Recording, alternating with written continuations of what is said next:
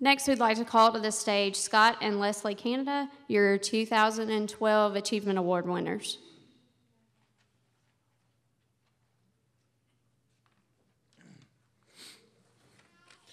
We're Scott and Leslie Canada. We were blessed last year to be the 2012 Achievement Award winner. It is a great honor, and we enjoyed competing in Nashville for the national award. We got to meet some truly amazing farmers from around the nation. I would like to thank Southern Farm Bureau Casualty for the F-150, John Deere and Kubota for the use of the tractors, Southern Ag Credit, Watson Quality Ford, and Mississippi Farm Bureau Federation for their support of this award and all the other YF&R programs. Who would have thought in 2001, when I first went to my first YF&R convention, that 23-year-old boy who cared only about playing in the dirt and deer hunting would be standing before you today. The YF&R program taught me the importance of volunteer leadership and gave me the skills and courage to accept these roles, from serving on the YF&R State Committee to becoming involved with the Farm Families of Mississippi program, to roles with the Cattlemen's Association, FSA, and leadership roles in my church. I owe all of these to the YF&R program and Mississippi Farm Bureau. I must also thank my wife and my parents for helping keep the family and farm going while I was attending these functions. Now please turn your attention to the screen as we meet this year's contestants.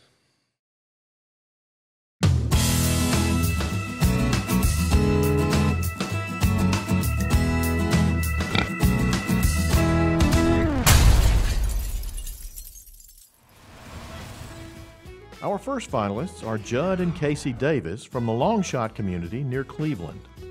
The Davises operate a 2,600-acre rice and soybean farm in the Mississippi Delta. I've been farming personally, I guess you could say, all my life.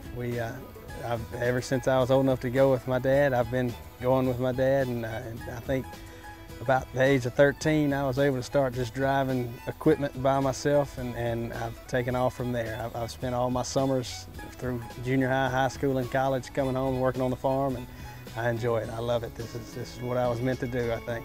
Casey is a stay-at-home mom who is fairly new to the rural lifestyle. My wife is from Senatobia, Mississippi, and she had never been on a farm ever before she met me. This was quite the culture shock for her to have to come back and deal with farming. Her parents both worked 9-to-5 jobs, 5 days a week, and it took some adapting, but she's done quite well to come around to be a farmer's wife.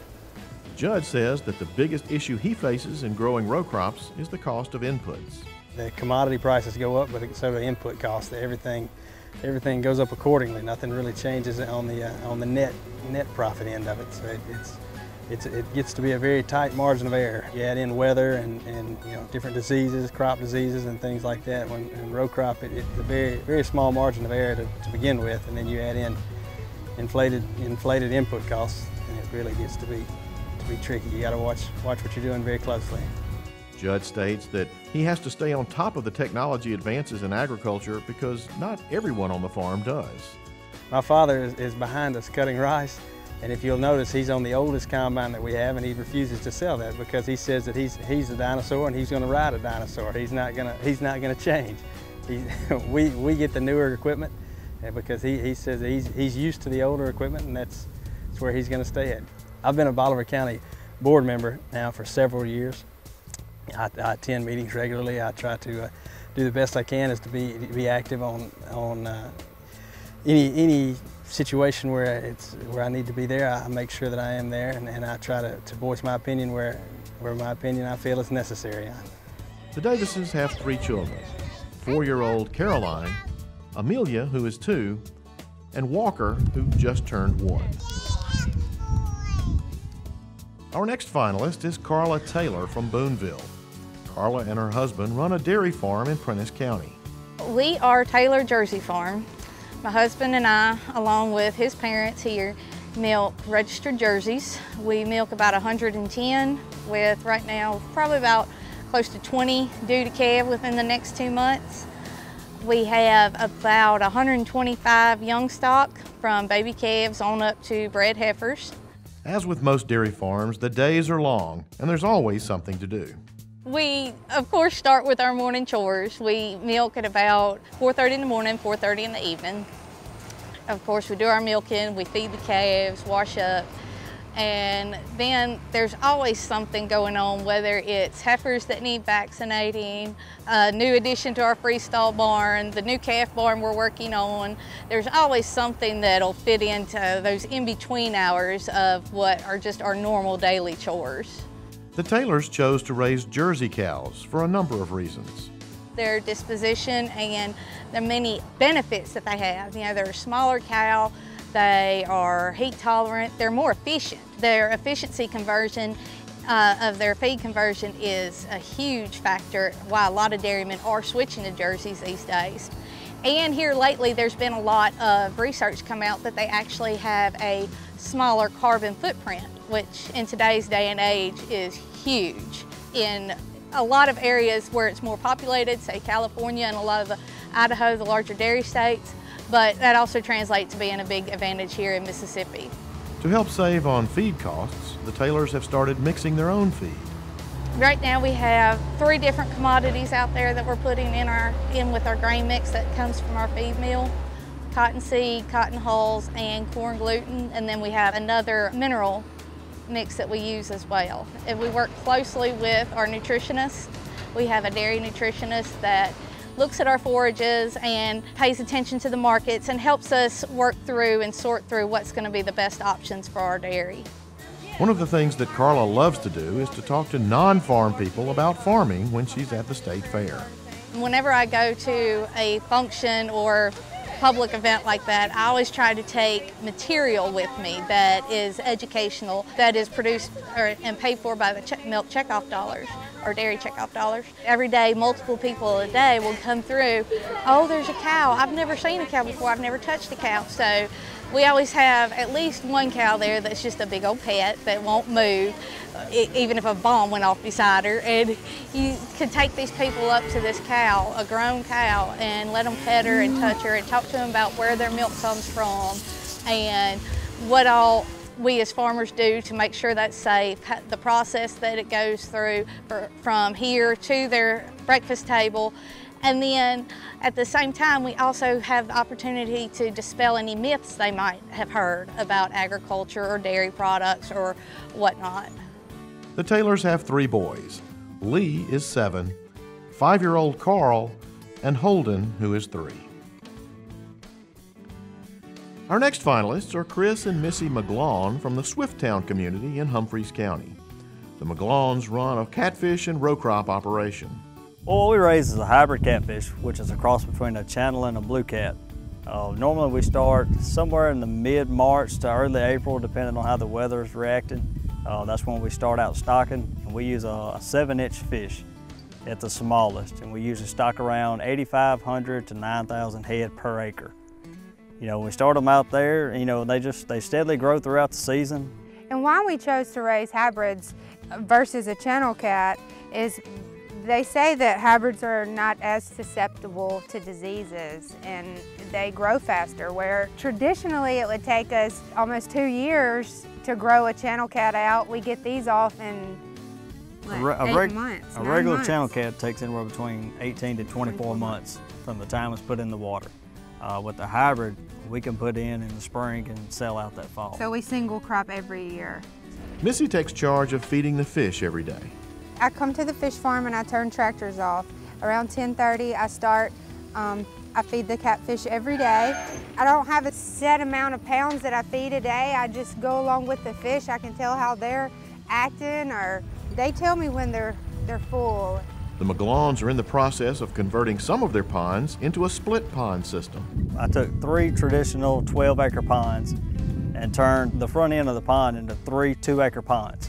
Then they have a partition that runs down through the middle of them, and we have a screw pump in each pond that transfers 10,000 gallons per minute of water. And all the fish are in each 2-acre pond, basically considered a holding area. And what we use the rest of the water for in the back of the pond is considered a waste treatment. The water stays a lot cleaner. It does not get the algae, the bloom buildup in it. Chris also runs a custom seining business. We take a 10-foot net and we custom harvest the ponds and get the fish out and sent to the processors. At the peak of the industry, I covered around 3,000 acres of water. all the way far south is Yazoo City to as far north as Clarksdale. And I think the best year I've ever had, we harvested around 15 million pounds. And you know, up to today, you know, the catfish industry has gotten a little bit smaller. So we're down to probably around 2,000 acres of water that we cover. In 2010, they decided to start row crop farming. We started out our first year basically farming just corn and soybeans. A little challenging the first year, getting used to everything, learning a new business, but been very successful in it over the past few years. Learned a lot, made a lot of changes on our operation from where we started. I'm trying to keep up with the commercial landforming business. You know, I do commercial landforming, so I run 2 tractors all the time, and I have a third that when I have time, I go run it.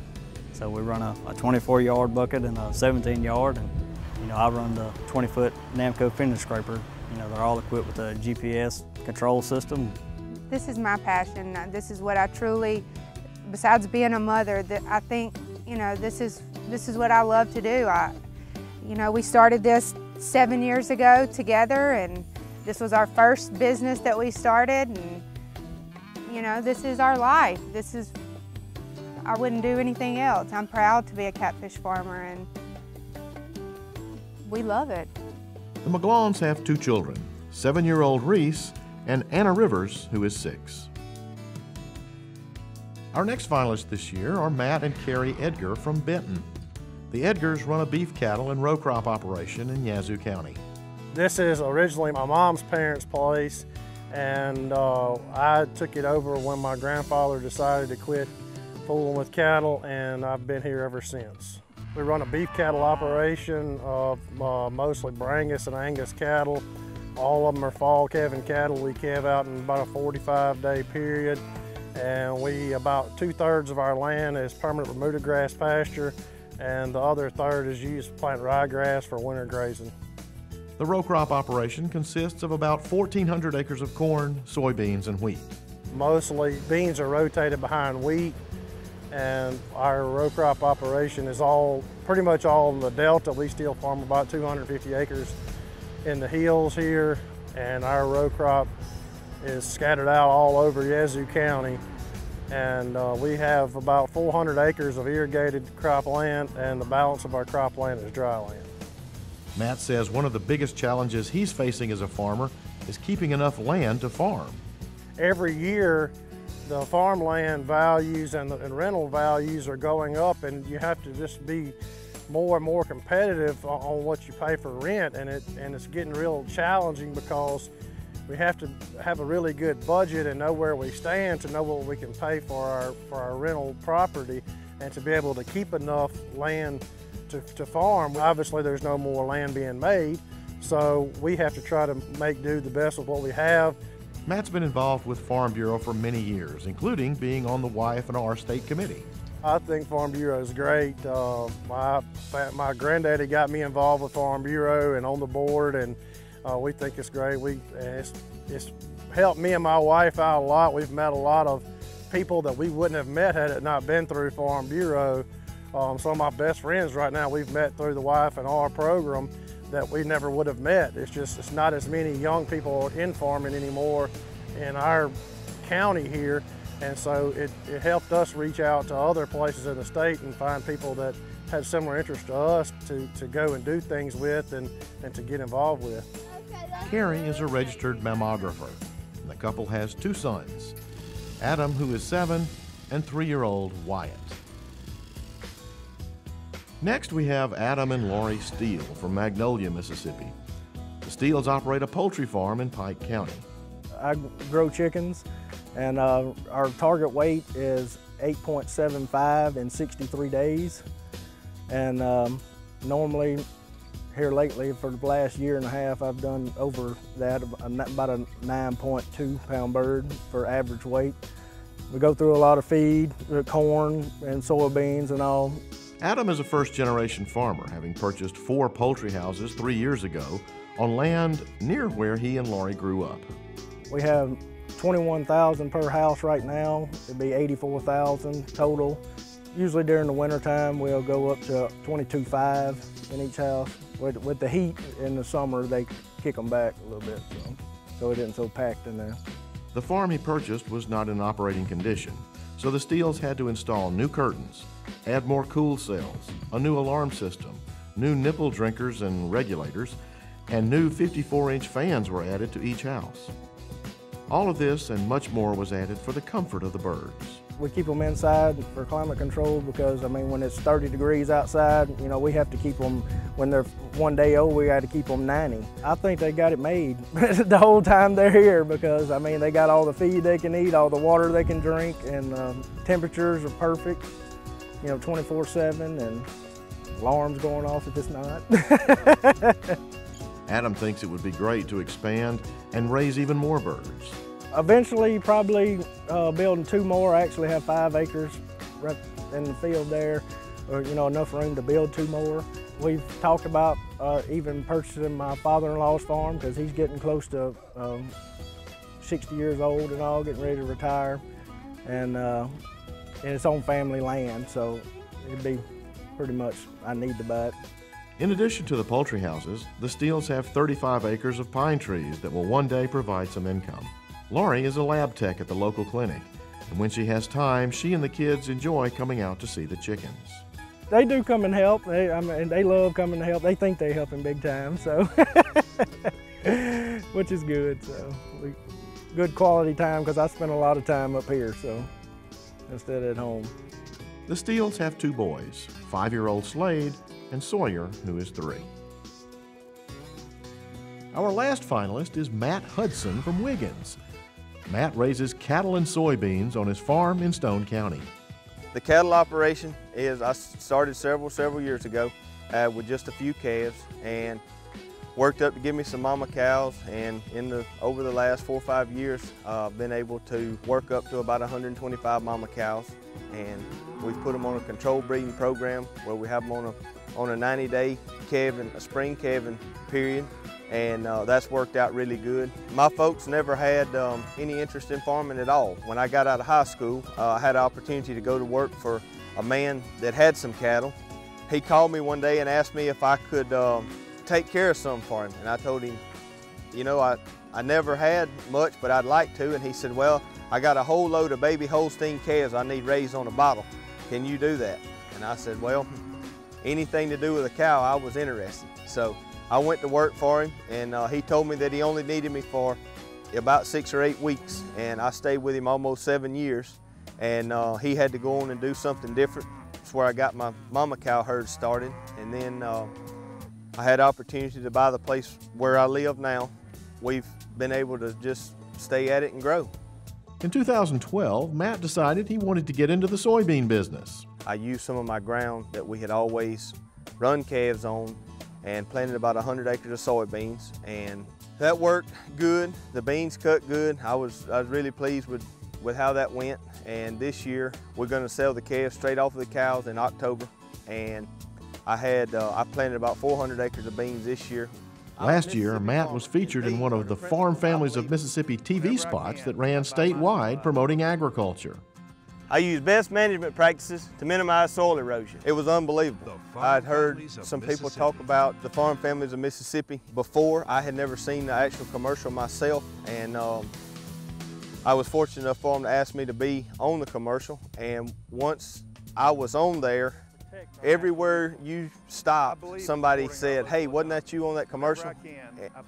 And it was unbelievable, the number of people that actually, you know, that actually saw it and, you know, paid attention to what they were, you know, to what the advertisement was about. It goes without saying that to farm for a living, you have to love your work. There's never a day I get up and dread going to work. I enjoy it every day. It's a lot of long, hot hours. Hot, cold, you know, a lot of aggravation, but it's all worth it in the end. Matt's a newlywed. His wife, Amanda, is a loan officer with Southern Ag Credit. And those are the nominees for the 2013 Young Farmers and Ranchers Achievement Award.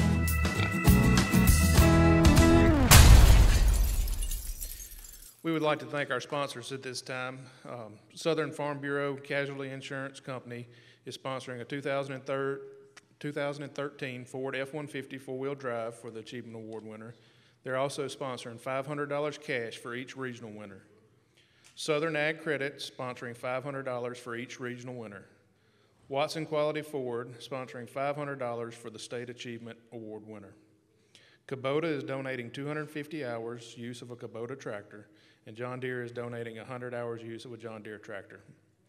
The state winner also receives $1,800 to be used to the purchase of technology and an all-expense-paid trip to the American Farm Bureau annual meeting in San Antonio to compete in the National Young Farmer and Rancher Achievement Award contest.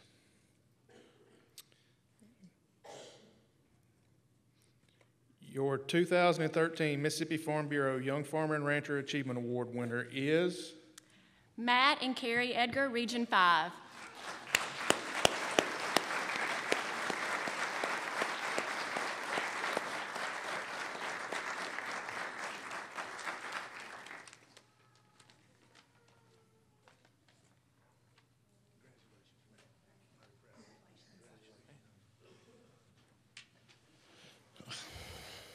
I don't know what to say. This is the biggest achievement of my life. And first and foremost, I want to thank God for all the many blessings of my family and the opportunity to be a farmer, because I think some days that my job is just terrible by the time I get home at night and I'm wore out and got to start thinking about the next day. But then I think about that I am my own boss every day. And the many people that would like to farm and don't have the opportunities. And me and my family have been blessed just overwhelmingly. And I know that there have been times in my life that I had to rethink whether I wanted to be a farmer or not. And I've prayed about it, and I know that this is where I was supposed to be, because there's times that, I don't know if y'all saw one of those slides earlier about the flood of 2011. That was the worst year of my life in farming, and that was a year that I had to really pray and rely on my family's strength and to get along. But I know that this is where we're supposed to be, and this is a great blessing for us, and I'm very humbled and thankful for this. I thank Farm Bureau. As I said on our video, my grandfather, he started bringing me to the board meetings before I was even on the board, and somehow or another they put me on and took him off all about the same time when he got older. So I guess I was meant to follow in his footsteps. Both of my sets of grandparents have really pushed me into farming when I was younger. And like I said, it was some days that I just didn't know, but my family was always behind me, and my wife and my kids love it just as much as I do. My kids would like to skip school every day and be out there with me. Matter of fact, we have a knockdown drag out every morning because they're going to go with Daddy that day. But, I mean, this is something we really enjoy. We've enjoyed being with Farm Bureau on this YF&R that we've done in the past. And I'm thankful for everybody here. I'm thankful for my family and my wife that supported me all through this. And it's a great blessing. Thank you.